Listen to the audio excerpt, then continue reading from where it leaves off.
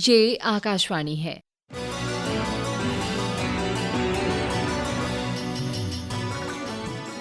बदलती फिजाएं प्रस्तुत है आकाशवाणी और विज्ञान प्रसार के संयुक्त प्रयास से तैयार जलवायु परिवर्तन और वैश्विक तापक्रम की समझ और प्रबंधन पर आधारित विज्ञान धारावाहिक बदलती फिजाएं की छठी कड़ी मौसम और जलवायु।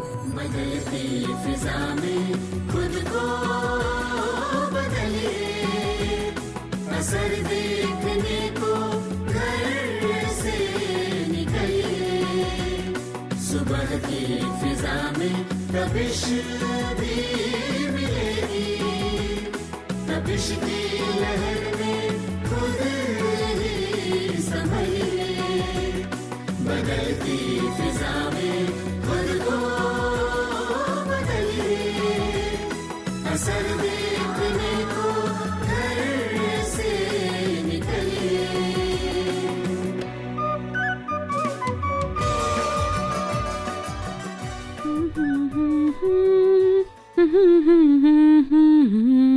मौसम मौसम प्यारे मौसम, क्या तुम सुहाने नहीं हो मौसम, कभी तुम ठंडे कभी तुम गर्म हो, सह लेंगे हम जैसे भी तुम हो।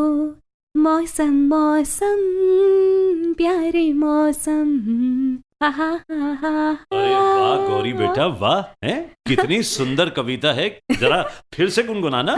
पापा, मैं तो मौसम पर आधारित इस कविता को यूं ही पढ़ रही थी। ये अभी अभी मेरे सोशल नेटवर्किंग पर पोस्ट हुआ था। अरे गौरी बेटा, ये तो लगता है मौसम पर आधारित किसी की कविता है। अब बेटा एक बार फिर से पढ़ना प्लीज। ओके पापा। हाँ हाँ मैं इसे फिर से पढ़ती हूँ। हाँ।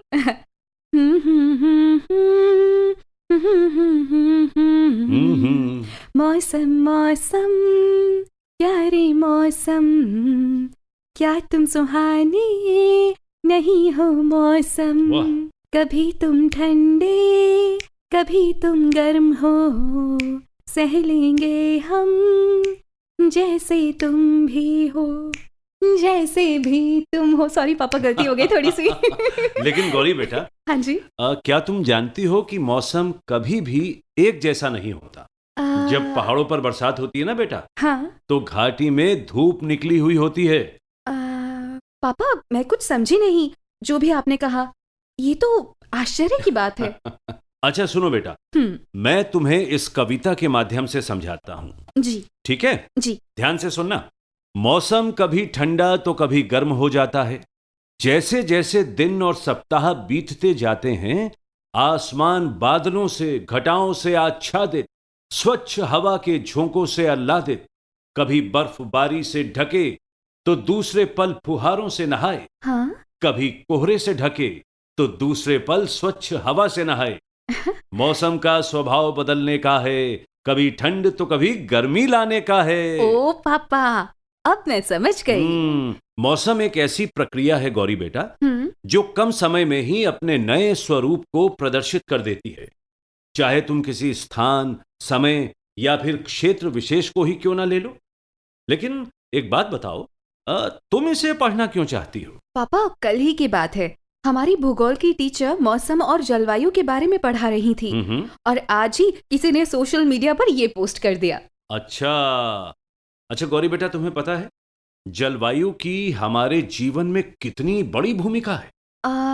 हाँ, आज हमारी सभी गतिविधियां मौसम वैज्ञानिकों द्वारा दिए गए पूर्वानुमानों से तय होती हैं। पापा, हम कुछ शब्दों में मौसम को परिभाषित कर सकते हैं क्या? अच्छा बताइए, एक या दो लाइन की वो परिभाषा क्या होगी? क्यों नहीं बेटा, ये कुछ शब्दों में बड़े सुंदर ढंग से परिभाषित किया जा सकता है। ध्यान से सुनो जी। Weather means the atmospheric conditions of a specific place over a short period of time. यानी एक स्थान और समय विशेष पर हमारे वायुमंडल की परिस्थितियां। बेटा, ज्यादातर अगले 24 घंटों का पूर्वानुमान बताया जाता है। किस समय किसी स्थान विशेष पर क्या तापमान होगा, आसमान साफ होगा या फिर बादलों से ढका होगा, वर्षा होगी या फिर मौसम शुष्क होगा। पापा, इससे ये तो स्पष्ट है कि तापमान, नमी, हवा की गति और दबाव वर्षा, बादल, कोहरा, आंधी तूफान, चक्रवात सभी वायुमंडल को प्रभावित करते हैं। बिल्कुल सही बेटा, क्योंकि ये वही कारक हैं जो दिन की तो बात छोड़िए, घंटों में बदलाव ला देते हैं। अच्छा, हाँ, तुमने देखा होगा कभी कभार बरसात के फौरन बाद एकदम धूप निकल आती है, हाँ और वहीं इसके विपरीत यानी धूप के चलते हुए वर्षा हो जाती है। हाँ पापा, मैंने देखा है, एक बार नहीं कई बार।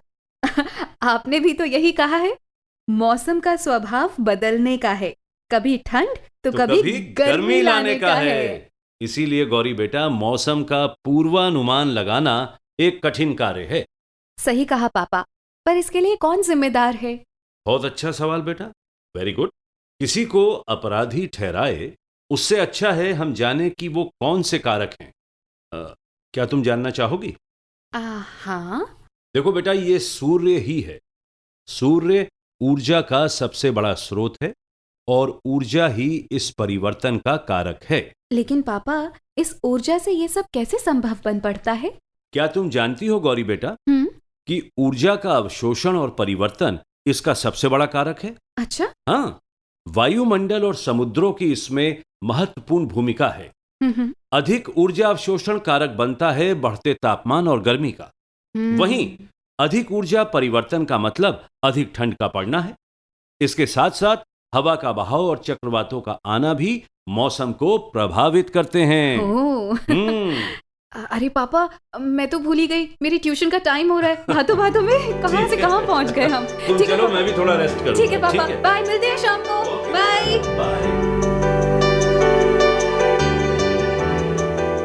ला ला ला ला ला ला ला ला ला ला। यदि हम अपने आस पड़ोस के पर्यावरण की बात करें तो इसे परिभाषित करने के लिए शब्द ही कम पड़ जाएंगे। जिस दिन गर्मी होगी वो दिन शुष्क होगा, और जिस दिन ठंड और ठिठुरन होगी वो तो शरीर जमा देगी। ला ला ला। शर्फ, क्या कर रहे हो ये तुम? पढ़ रहे हो या फिर टाइम पास कर रहे हो? मम्मा, ये लाइन तो मेरे सब्जेक्ट विशेष की है। हाँ, मैं बात कर रहा हूँ क्लाइमेट की। क्लाइमेट? कौन सा क्लाइमेट? और इसमें ऐसी क्या खासियत है? हो, मम्मा को क्लाइमेट के बारे में नहीं मालूम? नहीं मालूम तो मैं बताता हूँ ना। जलवायु क्लाइमेट का अभिप्राय है किसी क्षेत्र विशेष में सदियों से पाए जाने वाला मौसम। जलवायु यानी वेदर की तथ्यपरक जानकारी, जो कि सामान्य वायुमंडलीय परिस्थितियों की गणना दशकों से क्षेत्र विशेष में की जाती रही है। ये उस पर निर्भर करती है। शर्फ, तुम वायुमंडलीय परिस्थितियों की बात कर रहे हो, है ना? जी। दैनिक और साप्ताहिक मौसम इससे भिन्न है। जलवायु अध्ययन के लिए औसतन 30 वर्षों का शोध किया जाता है। क्या बात है मम्मी, आपको तो सब पता है। उदाहरण के लिए, यदि किसी देश का तापमान सामान्य से ऊपर हो तो उस दिन को क्षेत्र विशेष में गर्म कहा जाएगा। मम्मी, क्या आप जानती हो इसके 2 मुख्य कारक हैं जो किसी स्थान के मौसम को प्रभावित करते हैं? बिल्कुल माय डियर सन, मैं 10वीं कक्षा के छात्रों को यही पढ़ा रही हूँ।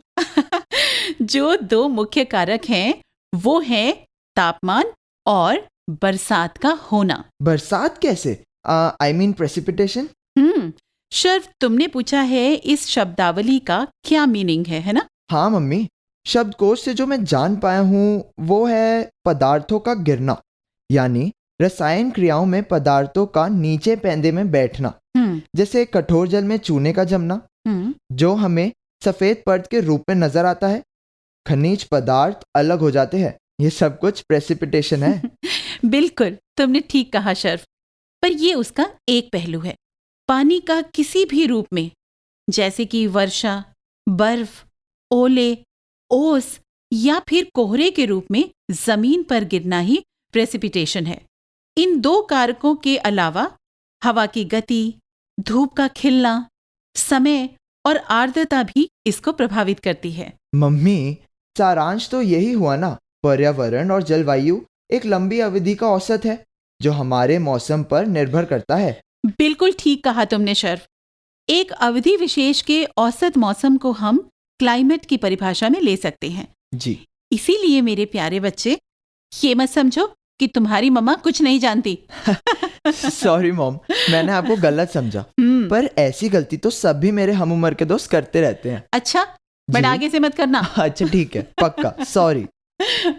अच्छा चलो मम्मा, एक बात बताओ, ये सही है या फिर भ्रम? क्या? When sea birds fly to land, there truly is a storm at hand. ये कोई भ्रम नहीं है शर्फ, पर हाँ कुछ हद तक सच्चाई है। पक्षी भी बहुत कुछ मौसम के बारे में संकेत करते हैं।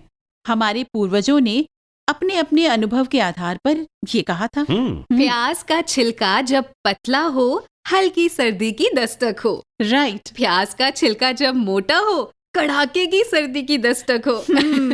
पापा, हाँ बेटा। वैसे इसमें प्याज और ठंड का क्या मेल? अरे गौरी बेटा, ये सर्दी के स्वभाव को दर्शाती है। अच्छा। हाँ, हमारे पूर्वजों ने अपने अनुभवों को पीढ़ी दर पीढ़ी समेटे रखने के लिए कहावतों का सहारा लिया।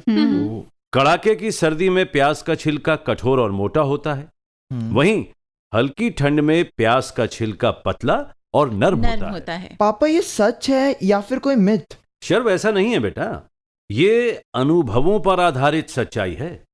देखो, हालांकि आजकल मौसम में कई कारणों से बदलाव हो रहे हैं, इसलिए इस प्रकार की उक्तियां कई बार गलत साबित हो सकती हैं। देखो बच्चों, पिछले 2 दिनों से मैं देख रही हूँ कि तुम दोनों मौसम और पर्यावरण पर बहुत पढ़ रहे हो। तो इसीलिए चलो इसे एक बार संक्षिप्त में याद कर लेते हैं।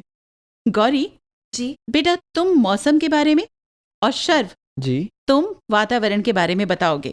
ओके। ठीक है, तो पहले बारी है गौरी की। Hey Gauri, come on Gauri. Come on. Okay. ठीक है। तो हमारे वायुमंडल की सामान्य परिस्थितियां जो किसी क्षेत्र में पाई जाती हैं, वो मौसम के अंतर्गत आती हैं। जैसे कि तापमान, आर्द्रता, हवा की गति, धूप का खिलना, वर्षा, बर्फ, ओले, आंधी तूफान, बाढ़, गर्जन, गर्मी, लू, सर्द लहर और बादलों का होना। अब मेरी बारी। हाँ, बोलो बेटा। किसी क्षेत्र विशेष में 30 वर्षों की औसत मौसम संबंधी परिस्थितियां क्लाइमेट को दर्शाती हैं। इसमें मुख्य कारक है तापमान, वर्षा, बर्फ का गिरना, आर्द्रता, धूप का निकलना, हवा की गति, पाले का पड़ना और ओले। सभी वही है। बहुत बढ़िया, बहुत बढ़िया। पापा, मम्मा, किसी क्षेत्र की वायुमंडलीय परिस्थितियां समय विशेष में मौसम को दर्शाती हैं। सिर्फ यही नहीं, क्षेत्र विशेष का औसत मौसम ही उस क्षेत्र के क्लाइमेट यानी जलवायु को दर्शाता है। बिल्कुल ठीक। Very good. जबकि मौसम निश्चित समय पर वायुमंडलीय परिस्थितियों को दर्शाता है। वहीं जलवायु मौसम को प्रभावित करने वाली विभिन्न इकाइयों के औसत को दर्शाती है। मौसम वायुमंडल की स्थिति का विश्लेषण है। दीर्घकालीन वायुमंडल की परिस्थितियों को जलवायु के तरह लिया जाता है। एक क्षेत्र का मौसम कुछ घंटों में या कभी तो कुछ मिनटों में ही बदल जाता है। थोड़े समय में ही ये कई रूप प्रदर्शित कर सकता है। वहीं किसी स्थान की जलवायु बदलते बदलते सालों लग सकते हैं। तापमान, आर्द्रता, वायु का दबाव, बादल, वर्षा आदि के बदलाव के साथ मौसम भी बदलता है। तापमान और नमी जलवायु परिवर्तन के मुख्य घटक हैं। मौसम का एक निश्चित समय और स्थान के लिए पूर्वानुमान संभव है, जैसे एक दिन का, सप्ताह का या फिर एक महीने का। वहीं क्लाइमेट का अध्ययन 25 से 30 वर्षों तक मौसम विभाग द्वारा किया जाता है। मौसम के अध्ययन को मीटरोलॉजी यानी मौसम विज्ञान विभाग कहा जाता है। इस शाखा में कई विषयों का समावेश है जो कि मौसम के पूर्वानुमान और इसके विश्लेषण के शोध और अध्ययन में लगे हुए हैं। और पता है, क्लाइमेट अध्ययन को विज्ञान में क्लाइमेट चेंज यानी जलवायु परिवर्तन के नाम से जाना जाता है। एक निश्चित अवधि की वायुमंडलीय परिस्थितियों का अध्ययन और पूर्वानुमान इसमें आता है। अरे वाह बेटा शर्व, क्या बात है, बहुत ही सुंदर। शर्व, बहुत मजा आ बढ़िया। गया। Thank you. गौरी बेटा, तुम दोनों ने छक्के पर छक्के लगाए। थैंक यू पापा। थोड़े में कह सकते हैं कि climate is what you expect and weather is what you get, यानी जलवायु अपेक्षित है और मौसम लभ्य है। बहुत सुंदर पापा, short and sweet. Thank you, thank you. अच्छा बच्चों, तुम्हें मालूम होगा कि विश्व भर में पर्यावरण में हो रहे बदलावों के अध्ययन के लिए IPCC काम कर रही है। IPCC माँ? ये क्या है? ये है inter governmental panel on climate change, ये एक संस्था है। अच्छा। इसके द्वारा कहा गया है कि पर्यावरण मौसम की सामान्य परिस्थितियों को दर्शाता है, जो महीनों, हजार वर्षों से लेकर लाखों वर्षों का औसत रूप होता है। अंतर्राष्ट्रीय मौसम विज्ञान संगठन ने 30 वर्षों के औसत मौसम को इसके तहत रखा है। अच्छा, समझे? जी जी जी। और इसके अलावा बच्चों बहुत से ऐसे कारक हैं जो इसे प्रभावित करते हैं, जैसे भूमध्य रेखा से दूरी, ऊंचाई, जल और जमीन का अनुपात, समुद्र से और पर्वत श्रृंखलाओं से दूरी। ये फैक्टर्स बदलते रहते हैं। बिल्कुल, तुम्हारे पापा ने एकदम ठीक कहा। बेटा, इनको ध्यान में रखते हुए वैज्ञानिकों ने विश्व की भूगोलिक परिस्थितियों का जलवायु के हिसाब से विभाजन किया है। अच्छा। इनके 5 प्रकार हैं, जैसे ट्रॉपिकल, उष्ण कटिबंधीय, हाँ शुष्क क्षेत्र, जी, मध्यम ऊंचाई वाले यानी माइल्ड मिड लैटिट्यूड, सामान्य ठंड वाले क्षेत्र और बर्फ से ढके पोलर क्षेत्र। ओ मम्मी, मैंने पढ़ा है इन क्षेत्रों के प्रकार कुछ भिन्न है, जैसे वर्षा वाले वन, उष्ण कटिबंधीय घास वाले क्षेत्र, स्टेपिस के मैदान आदि। ये तो आपकी सूची में कहीं थे ही नहीं। बहुत ही सटीक सवाल किया बेटा शर्व तुमने। जी थैंक देखो, जो तुमने पढ़ा है वो ठीक है। तुम्हारी मम्मी ने 5 प्रकार के क्षेत्रों की चर्चा की है। जी। जो नाम तुमने गिनवाए हैं वे भी पर्यावरण क्षेत्रों में आते हैं, लेकिन इनको द्वितीय श्रेणी यानी सेकेंडरी क्लाइमेट जोन्स में रखा गया है। ओह शर्व, मैं इनके बारे में बताने ही वाली थी, पर तुमने बीच में ही सवाल कर दिया। हमेशा की तरह। ये अच्छी बात है कि तुम इस तरह की चीजों को पढ़ने के साथ साथ इन्हें याद भी रखते हो। अच्छा, वेरी गुड। अच्छा। Thank mummy you. प्लीज थोड़ा और हमें बताइए ना, हम और जानना चाहेंगे। तो सुनो, सेकेंडरी क्लाइमेट क्षेत्र हैं रेन फॉरेस्ट यानी वर्षा वन, मॉनसून, जी, ट्रॉपिकल, सवाना, नमी वाले क्षेत्र जैसे ह्यूमिड सब tropical, humid continental, ocean climate, रेगिस्तान, मेडिटरेनियन क्षेत्र, टुंड्रा और ध्रुवीय बर्फ वाले क्षेत्र। ओह बच्चों, मेरे पास इन 12 प्रकार के क्षेत्रों के बारे में रिकॉर्डिंग है, सुनना चाहोगे? हाँ जी, हाँ बिल्कुल पापा। रुको, मैं अभी ऑन करता हूँ। जी। चलो ठीक से बैठ जाओ दोनों। आइए हम मॉनसून की बातें करते हैं। ये मौसमी हवाएं हैं जो कई महीनों तक रहती हैं और उन क्षेत्रों में वर्षा लाती हैं। ये ऑस्ट्रेलिया, पूर्वी एशिया, अफ्रीका का सहारा क्षेत्र, उत्तरी अमेरिका और दक्षिण अमेरिका के क्षेत्रों में चलती हैं। वर्षा वनों में 1750 मिलीमीटर से लेकर 2000 मिलीमीटर तक वर्षा होती है। यहाँ साल भर औसत तापमान 18 डिग्री सेल्सियस के ऊपर ही पाया जाता है। ट्रॉपिकल सवाना, ये घास वाले मैदानी क्षेत्र होते हैं। यहाँ का तापमान 18 डिग्री सेल्सियस के आसपास रहता है और वर्षा का औसत 750 मिलीमीटर से 1270 मिलीमीटर के मध्य रहता है। ये घास वाले क्षेत्र अफ्रीका, भारत, मलेशिया, ऑस्ट्रेलिया और दक्षिण अमेरिका में पाए जाते हैं। आर्द्र उष्ण कटिबंधीय क्षेत्र यानी ह्यूमिड कॉन्टिनेंटल क्लाइमेट जोन महाद्वीपों के पूर्वी भागों में पाए जाते हैं। भूमध्य रेखा से दूर 20 डिग्री से लेकर 40 डिग्री के मध्य में क्षेत्र पड़ते हैं, मगर सर्दी के मौसम में वर्षा होती है और कभी कभी बड़े चक्रवातों के चलते बर्फबारी भी हो सकती है। गर्मी के मौसम में गर्जन और ट्रॉपिकल चक्रवात के चलते यहाँ वर्षा होती है। ह्यूमिड कॉन्टिनेंटल जलवायु वाले क्षेत्रों का मौसम बड़ा ही परिवर्तनीय है। यहाँ साल के 3 महीनों का औसत तापमान 10 डिग्री सेल्सियस रहता है। सर्दी के समय यहाँ का तापमान -3 डिग्री सेल्सियस तक गिर जाता है। ये परिस्थितियाँ शुष्क क्षेत्रों से बिल्कुल भिन्न होती हैं। महासागरीय मौसम यानी ओशनिक क्लाइमेट महाद्वीपों के पश्चिमी भागों के मध्य में पाया जाता है। दक्षिण पूर्वी ऑस्ट्रेलिया इसी क्षेत्र में है। इन क्षेत्रों में वर्ष भर बरसात होती रहती है। मेडिटेरेनियन क्लाइमेट क्षेत्र में गर्मियाँ गर्म और शुष्क होती हैं और सर्दियाँ ठंड और आर्द्रता से भरपूर होती हैं। ये क्षेत्र पश्चिमी दक्षिण ऑस्ट्रेलिया, उत्तरी अमेरिका का पश्चिमी भाग, दक्षिण अफ्रीका, मध्य चिली और मेडिटेरेनियन क्षेत्र में पाया जाता है। शुष्क घास के मैदानी क्षेत्रों का गर्मियों में औसत वार्षिक तापमान 40 डिग्री सेल्सियस और सर्दी के मौसम में ये तापमान -40 डिग्री सेल्सियस तक गिर जाता है। ये स्टेपीज के मैदान कहे जाते हैं। टुंड्रा का क्षेत्र उत्तरी ध्रुव की तरफ ठंडे प्रदेशों में पाया जाता है, जो कि रूस, कनाडा और अमेरिका के अलास्का क्षेत्रों में पाया जाता है। रेगिस्तान वो क्षेत्र है जहां वर्षा बहुत कम मात्रा में होती है। यहाँ दिन और रात के तापमान में बहुत अंतर पाया जाता है। तापमान का ये अंतर रेगिस्तान की स्थिति पर भी निर्भर करता है।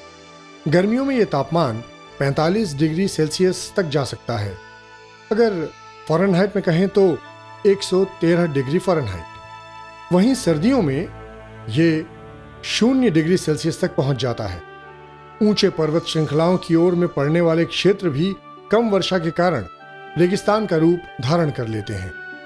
उपध्रुवीय प्रदेश यानी सब ट्रॉपिकल क्षेत्रों में कम बरसात होती है। यहाँ साल के 1 से 6 महीनों का तापमान 10 डिग्री सेल्सियस तक होता है और सर्दियों में जमाव बिंदु से बहुत नीचे तक गिर जाता है।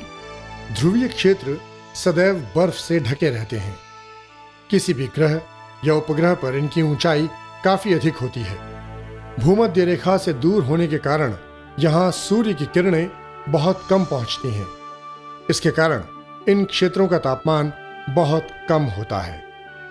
बर्फ से सदैव ढके होने के कारण इन्हें पोलर आइस शीट के नाम से भी जाना जाता है।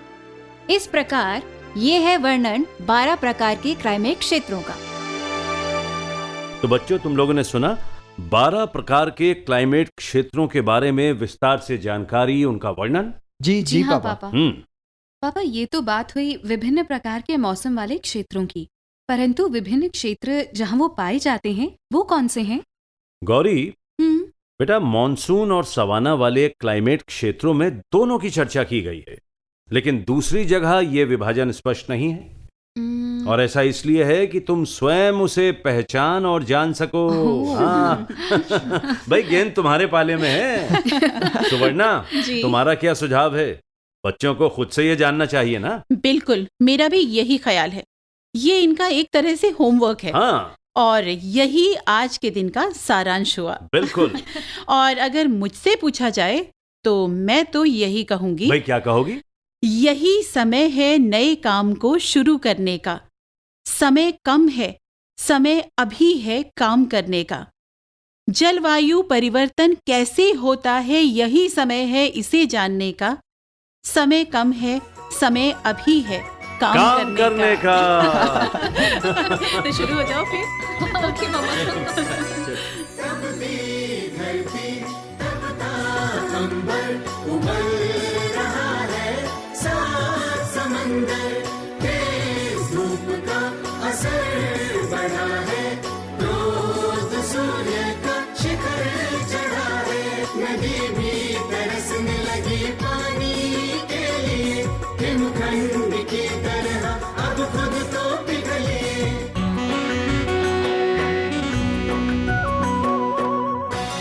बदलती फिजाएं।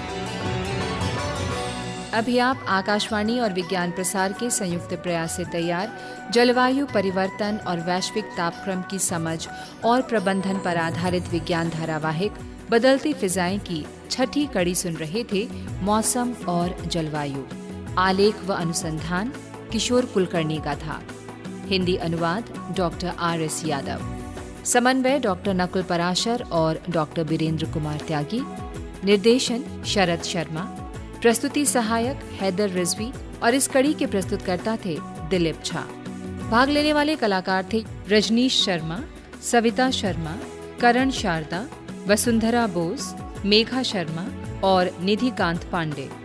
साथियों, अभी जाइए नहीं, अब समय है आपसे किए जाने वाले प्रश्नों का।